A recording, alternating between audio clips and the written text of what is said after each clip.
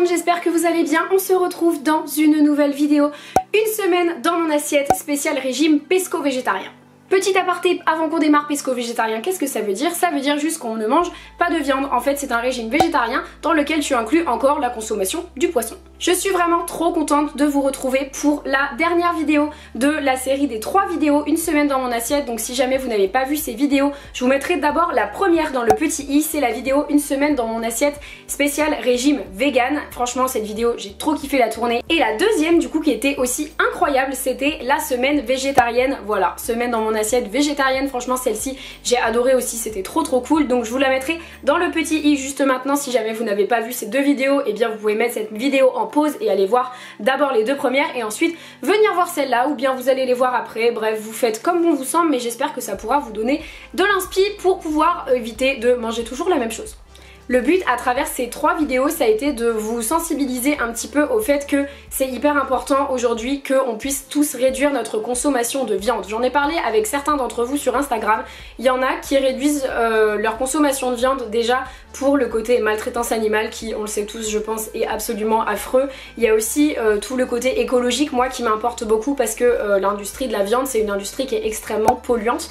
Et aussi il y a un peu un côté logique dans le sens où je trouve ça étonnant finalement que on prenne autant d'énergie pour produire énormément de blé, et tout ce blé on va le donner aux animaux au lieu de le consommer nous-mêmes, et du coup on pourrait nourrir tellement plus de personnes en consommant ce blé plutôt que en consommant les protéines des animaux derrière. Je sais pas si vous voyez ce que je veux dire, mais voilà, c'est un cheminement que j'ai aussi depuis quelques semaines, quelques mois et même je dirais quelques années depuis que j'ai entamé ma transition écologique. Donc vous le savez maintenant, mais dans ces vidéos on met toujours en avant un restaurant de La Rochelle, puisque moi je suis originaire de La Rochelle et j'avais envie de donner un petit coup de pouce et un petit peu de visibilité à des restos à La Rochelle du coup qui m'ont accueilli pour que je puisse tester un de leurs plats. Ils m'ont gentiment donné un de leurs plats. Voilà, c'est pas des vidéos sponsorisées ou c'est pas des vidéos où j'ai été rémunérée, mais j'avais vraiment envie en fait de pouvoir les aider et leur donner de la visibilité dans une période qui a été bien compliquée. Donc dans cette vidéo vous allez pouvoir découvrir le super resto de Marie et Juan qui s'appelle Mangata, qui est situé au centre-ville de La Rochelle, juste derrière le port, et franchement ils font des trucs mais c'est une tuerie. Ils font des brunchs, ils font des assiettes, des salades, des bols etc. et vraiment c'est une énorme tuerie. Donc si jamais vous passez à La Rochelle, n'hésitez pas à aller faire un tour par là-bas. Tout est fait maison avec des produits qui sont locaux et sélectionnés hyper frais, donc je valide totalement. Ils ont un compte Instagram qui est juste magnifique, et en plus voilà, c'est 2 personnes qui sont super adorables et que je porte vraiment dans mon cœur parce que j'ai suivi le projet avec eux de A à Z. Pour la petite histoire, j'avais rencontré Marie dans un Blablacar il y a à peu près 2 ans et du coup je suis super contente de pouvoir les intégrer à cette vidéo. J'espère donc que cette vidéo va vous donner un max d'idées. Si jamais vous reproduisez les vidéos, évidemment n'hésitez pas à me taguer dans vos stories Instagram, je vous mettrai mon compte juste à côté. Franchement rejoignez-moi sur Instagram les gars, c'est là-bas que ça se passe. Je poste tout le temps des stories, des IGTV, genre tout ce que je peux poster en fait, je le poste, j'adore ça. Et je vous raconte tout le temps ma vie par là-bas, donc n'hésitez pas à me rejoindre par là-bas. Il y a full idées de recettes aussi dans les stories, donc ça peut être pas mal. Et si jamais vous n'êtes pas encore abonné à cette chaîne, bon, déjà, que faites-vous les amis? Mais en attendant, n'hésitez pas à vous abonner à la chaîne juste en dessous. Vous pouvez également activer la petite cloche de notification et liker cette vidéo, ça m'aide beaucoup pour pouvoir développer la chaîne. Sans plus tarder, je vous laisse avec la suite de la vidéo. Bonne dégustation visuelle!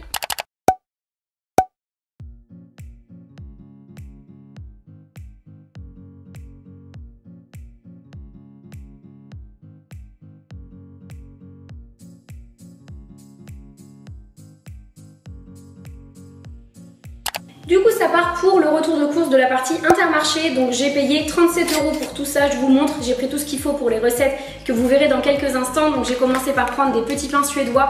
Je devais pas prendre ça à la base, mais ça me faisait envie et du coup c'était une alternative aux bagels, parce qu'à la base je voulais des bagels, mais du coup petits pains suédois. J'ai pris également une grosse mozzarella pour une recette, je prends toujours format maxi parce que ici on adore le fromage. Ensuite j'ai pris du saumon fumé, voilà, j'essaye de toujours privilégier les produits bio, surtout sur ce type de produits. Ensuite j'ai pris du fromage de chèvre, une petite bûche. Ici j'ai pris un petit pot de pesto, là on a de la pulpe de tomate, ici on a également 2 petits pots comme ça de thon. Ensuite, j'ai pris un pot de maïs, voilà, ça c'est des conserves, mais c'est pour les salades, c'est pratique. Des pois chiches. J'ai pris également une petite pâte brisée bio, ça c'est pour faire une petite tarte dans la semaine. Ensuite, j'ai pris une gâche, voilà, pour ceux qui connaissent pas la gâche, c'est une alternative à la brioche, mais moi je suis moitié vendéenne et du coup en Vendée, on privilégie forcément la gâche, c'est plein de beurre et c'est juste délicieux. Ensuite, j'ai pris des carrés frais, à la base je voulais prendre du Saint-Mauré, mais je suis allée dans le rayon, vous savez qu'il y a les dates courtes de consommation là, et du coup j'ai sauvé un petit carré frais, ça coûtait moins cher et ça évite que ça soit jeté. Ensuite, j'ai pris une plaquette de chocolat noir. J'ai pris également des œufs de poule élevés en plein air bio, forcément, évidemment, franchement, faites attention les gars à tout ce qui est les œufs, c'est ultra important de les prendre élevés en plein air, bio, origine France, etc. parce que sinon c'est juste l'enfer les œufs en batterie, on n'en parle pas. Ensuite j'ai pris un pot de yaourt Alpro vanille, ces yaourts là c'est clairement mes préférés donc je les rachète toutes les semaines. Et ici du coup je suis passée à la poissonnerie et j'ai pris des petites crevettes, voilà, et j'ai payé ça juste 2 €. Il y en a juste à peu près 1 ou 2 poignées, mais c'est pour une recette de la semaine, donc ça c'était pour la partie Intermarché.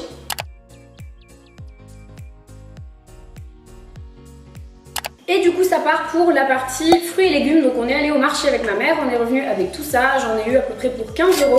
On a pris 2 concombres, voilà, ils sont assez immenses, donc je pense qu'on va avoir de quoi manger. Ensuite j'ai pris 3 courgettes ici, j'ai pris 3 poivrons, donc j'ai pris un rouge, un jaune et un vert pour différentes recettes cette semaine. J'ai pris une aubergine. Ensuite ici on a tout un tas de petites nectarines blanches, ça y est c'est enfin les nectarines origine France donc du coup on en profite. Ici j'ai pris des petits abricots pour grignoter toute la semaine parce qu'avec ma mère on adore les abricots. Et ensuite j'ai pris tout un tas de tomates parce que voilà les tomates c'est la vie et pareil origine France c'est enfin sur les étals du marché donc ça fait plaisir. Donc voilà à peu près ce qu'on a pris pour la semaine. Je vous ai pas dit mais du coup cette semaine je ne suis pas du tout allée au magasin bio parce que j'avais rien à prendre là-bas. Il y a des semaines où j'ai besoin, il y a des semaines où j'ai pas besoin, mais j'avais tout, notamment par exemple les pâtes, le riz, etc. J'avais déjà tout ce qu'il me fallait à la maison, donc du coup on va faire aussi avec ce qu'on a dans les placards. Le lundi matin, c'était vraiment petit déjeuner très simple puisque j'ai juste pris des fruits. Donc je me suis découpé une petite tranche de citron que j'ai mis dans un verre d'eau parce que j'avais très soif. Et à côté, j'ai dégusté une petite nectarine. Moi, je suis très à l'écoute de ma faim et vraiment, il y a des matins où j'ai plus faim que d'autres. Ce matin-là, j'avais pas énormément faim. Donc tout simplement, de l'eau, du citron, une nectarine, ça me suffisait et j'étais parée pour la journée. Ce midi-là, c'était très simple puisqu'on a fait des pâtes aux crevettes. Donc j'ai commencé par venir faire chauffer de l'eau avec un peu de sel. J'ai épluché toutes mes crevettes. J'ai fait cuire des pâtes. Moi, j'ai pris des spaghettis, mais vous prenez ce que vous voulez si jamais vous reproduisez cette recette. Je les ai fait revenir, mes petites crevettes, à la poêle dans un peu d'huile d'olive. J'ai ajouté un petit peu de crème légère. J'ai attendu que les crevettes dorent un peu. J'ai mis un petit peu de curry parce que je trouve que c'est l'épice qui se marie le mieux avec ce plat. Mais vous goûterez et vous m'en direz des nouvelles. Et ensuite, j'ai disposé mes pâtes dans une assiette, j'ai ajouté ma petite sauce, mes petites crevettes, évidemment on n'oublie pas le parmesan par-dessus, voilà, un petit peu de basilic et c'était juste le plat du siècle. Trop bon les gars. Pour le dessert, ma mère nous avait pris quelques petites fraises sur le marché, donc on a mangé ça avec un petit peu de glace au chocolat noir et c'était une grosse tuerie. Pour le dîner ce soir-là, je suis venue me faire des galettes végé, donc c'était vraiment très bon. J'ai préchauffé mon four à 180 degrés pour pouvoir me faire des petits poivrons au four, tout simplement. J'ai mis un petit peu de sel, un petit peu d'herbe de Provence et un bon filet d'huile d'olive dessus. Une demi-heure au four et c'était top, ça m'a permis d'avoir un petit apport en légumes dans mes galettes. Pour réaliser la pâte, j'ai mis 3 cuillères à soupe de farine de blé noir dans un bol avec un peu d'eau et c'est tout, jusqu'à ce que la consistance me convienne, on va dire à peu près comme vous voyez sur l'écran. Ensuite, j'ai pris une poêle, j'ai mis du beurre, j'ai mis une louche de pâte, j'ai ajouté un œuf, j'ai mis des petites tranches de chèvre et j'ai ajouté mes poivrons. J'ai laissé cuire jusqu'à ce que tout ça soit bien cuit, notamment pour l'œuf, et j'ai dégusté ça avec 2 tranches de pain. Pour le dessert, j'ai fait très simple, j'ai dégusté quelques fraises puisqu'il en restait du midi.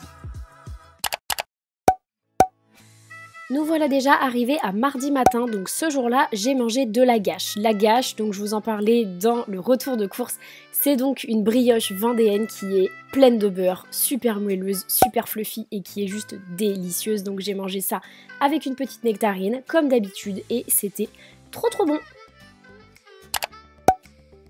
Pour le midi, je suis venue me faire des petits sandwichs, j'ai appelé ça sandwich nordique, mais vous allez vite comprendre pourquoi. J'ai commencé par prendre des petits pains suédois sur lesquels j'ai étalé du fromage frais, le carré frais là que j'avais récupéré dans les trucs avec les dattes courtes. J'ai mis des petites tranches de saumon fumé bio dessus, un petit peu de concombre, de l'aneth parce que je trouve que ça se marie très bien avec ça. Et j'ai tout simplement refermé mon sandwich, je l'ai coupé en deux et j'ai dégusté ça avec des petites tomates cerises à côté. Franchement, c'était top, je vous recommande vivement d'essayer si vous avez besoin d'un lunch sur le pouce comme ça, c'était vraiment très bon. Évidemment, j'en ai fait un autre parce que quand même, ça ne me suffit pas et que je suis une grosse mangeuse. Et à côté, je me suis fait un petit café au lait pour le dessert que j'ai dégusté comme d'habitude avec un petit carré de chocolat noir. Si vous êtes un habitué de cette chaîne, vous savez.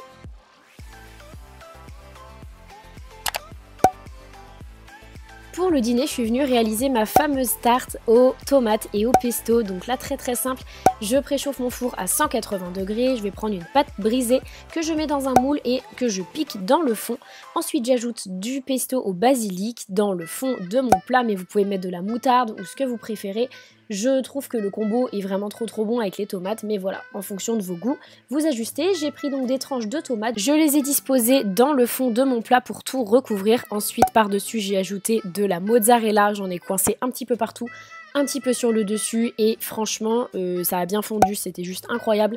30 minutes donc au four à 180 degrés Celsius évidemment et voilà le résultat. J'ai rajouté un petit peu de basilic sur le dessus parce que moi j'en mets partout et vraiment ça donne un petit goût en plus et cette tarte, mon dieu, c'était incroyable.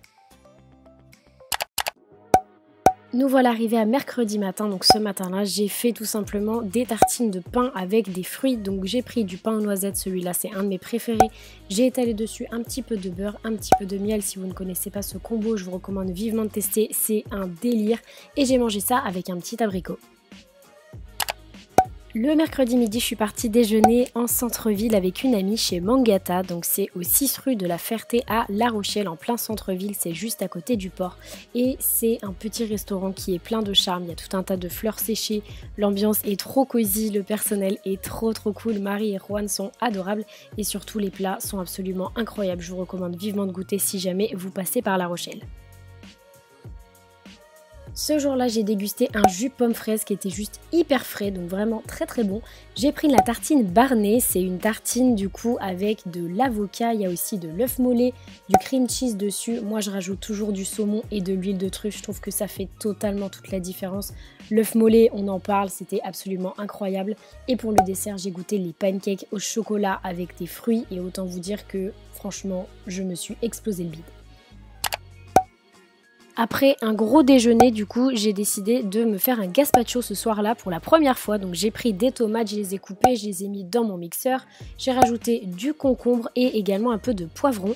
Ensuite, j'ai assaisonné avec un peu de sel, mais je dois vous dire que je trouvais que ça manquait de quelque chose. Donc si jamais vous avez une idée de l'ingrédient manquant ou de quelque chose que je pourrais rajouter pour donner plus de goût, dites-moi ça dans les commentaires. J'ai mis un petit peu de fromage frais sur le dessus pour qu'il y ait voilà, un petit peu de texture quoi. Et à côté, j'ai dégusté ça avec une petite part de tarte à la tomate qui me restait et elle était encore meilleure réchauffée. Pour le dessert, j'ai pris un petit peu de ma glace préférée, c'est de la glace Ben & Jerry's au peanut butter. Et celle-là les gars, elle est incroyable.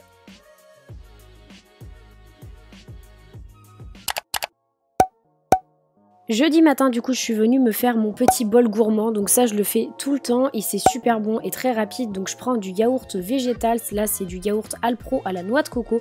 Je l'agrémente avec du granola que j'achète en vrac. Je prends également des petites graines de chia. Ce jour-là, j'ai mis aussi de l'avoine soufflée au chocolat qui est trop bon. Et un petit peu de beurre de cajou sur le côté. Et j'ai dégusté ça. Franchement, c'était incroyable. Testez-moi ça si vous n'avez jamais goûté. Le jeudi midi, j'avais rendez-vous chez le chirurgien à Bordeaux pour mon genou, donc du coup, je me suis fait une salade préparée la veille, évidemment, parce que le matin, j'ai pas eu le temps. Donc j'ai commencé par venir faire cuire du riz que j'ai égoutté et j'ai rajouté dedans tout un tas de trucs. Donc cette salade, elle est très très bonne avec des pois chiches. Je rajoute également une boîte de conserve de maïs et je rajoute également une boîte de thon. Voilà, c'est tout, c'est vraiment très très simple. 4 ingrédients, riz, pois chiches, maïs et thon. Et je dois vous dire que c'est une énorme tuerie et du coup c'était parfait pour grignoter sur la route. J'ai fait ça la veille et comme ça c'était prêt pour le matin même. J'ai juste eu à mettre ça dans un tupperware en verre et en dessert, j'ai pas pu m'empêcher de prendre un petit donut au chocolat à la boulangerie après le rendez-vous chez le chirurgien.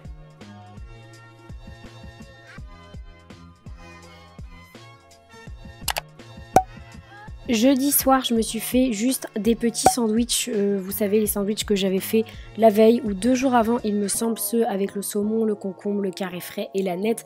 Voilà, parce que c'était très simple, j'avais une réunion devant l'ordinateur, donc du coup j'ai mangé ça avec une petite nectarine en dessert.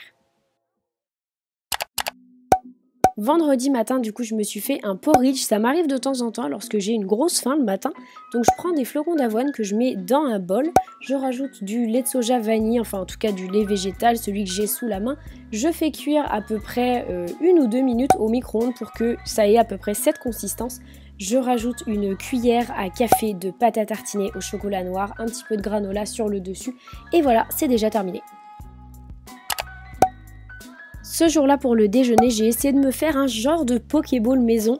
Donc j'ai commencé par venir faire cuire du riz que j'ai ensuite égoutté et rincé parce que j'avais envie qu'il refroidisse plus vite et j'avais la flemme d'attendre. Ensuite, j'ai mis un petit peu de concombre dessus, j'ai rajouté également du poivron, une petite rangée de fromage frais et j'ai pris un petit peu de saumon fumé qui me restait de mes petits bagels au saumon là, vous savez. Et j'ai rajouté un peu de sauce soja, donc ça avait pas vraiment le goût d'un vrai Pokéball, mais c'était quand même très très bon. Évidemment, en dessert, on n'oublie pas mon petit café au lait avec mon petit carré de chocolat noir.